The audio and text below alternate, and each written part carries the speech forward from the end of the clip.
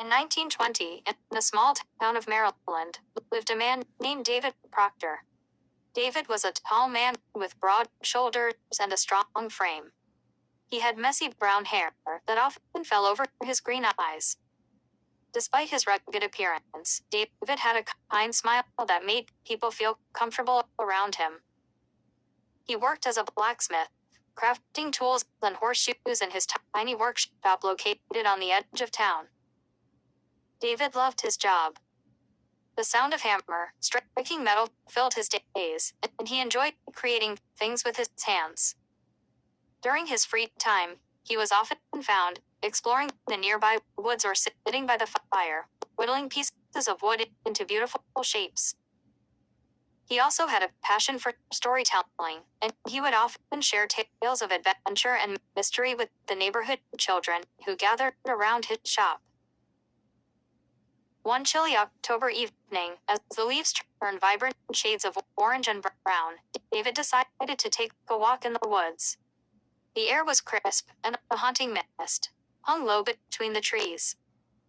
As he strolled deeper into the forest, he felt a strange sensation, as if someone was watching him.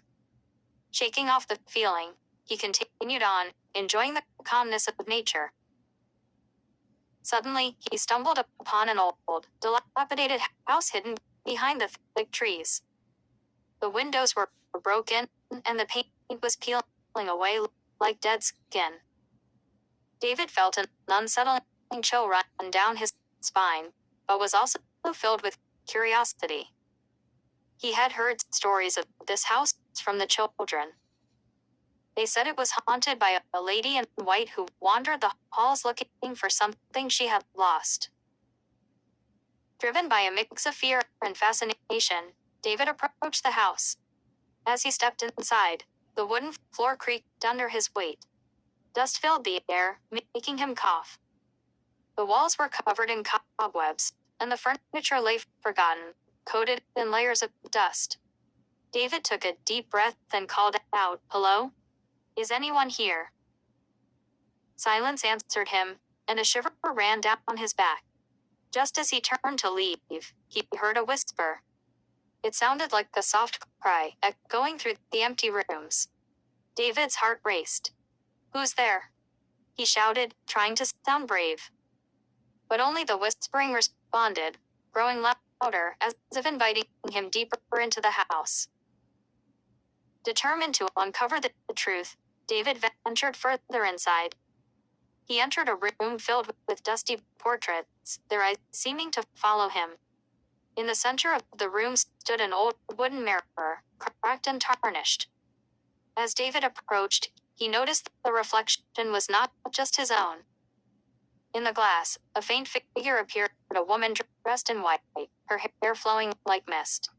She looked sad and lost, her eyes filled with yearning. "Help me," she whispered, her voice barely audible. David felt a rush of sympathy. "What do you need help with?" he asked, unsure if he was talking to a ghost or just his imagination. The woman pointed toward the old mirror, urging him to look closer. As David leaned in, a vision flashed before him. He saw scenes of the past, the woman living happily, then a tragic event that turned her world dark. David realized she had lost something dear, something that tied her to this world. He felt an urge to help her find peace. Just then, David heard footsteps behind him. He turned to see two children from the town, Alice and Tommy, peering through the door. They looked frightened but curious.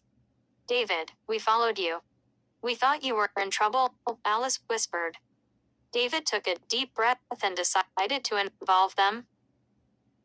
"We need to help her," he explained, pointing to the mirror. The children gathered around, their eyes wide with wonder and fear. "What's she looking for?" Tommy asked, shivering a little. David pondered for a moment, and then replied, "Perhaps it's something she lost in this house. We have to find it." As a team, the three of them began to search the dark corners of the house. They rummaged through dusty drawers and overturned old furniture. Hours passed, but hope began to fade. Just when David thought they might give up, Alice cried out, "Look, I found this." She held up an old locket, its gold chain glimmering slightly in the dim light. David approached her, feeling a rush of adrenaline. "That must be it," he exclaimed. Suddenly, the air grew colder, and the whispering turned into soft weeping. He gently took the locket from Alice's hands and held it up to the mirror. In an instant, the spirit of the woman grew brighter, her sorrowful expression transforming into one of relief. "Thank you," she said softly, her voice now clear and warm. The sadness lifted from her face, and she reached out toward the locket. As she touched it, a light filled the room, and the figure of the woman began to fade away with a serene smile. David and the children felt the heavy weight of sadness lift from the house. The whispering grew softer until it disappeared completely. They stood in silence, absorbing what had just happened. With the mystery solved, the three of them left the old house, stepping back into the crisp autumn evening. As they walked home, David knew they had not just freed the woman's spirit, but they had also created a bond between them. They promised to always remember the adventure they shared in that haunted house, where fear turned into bravery and lost souls found peace.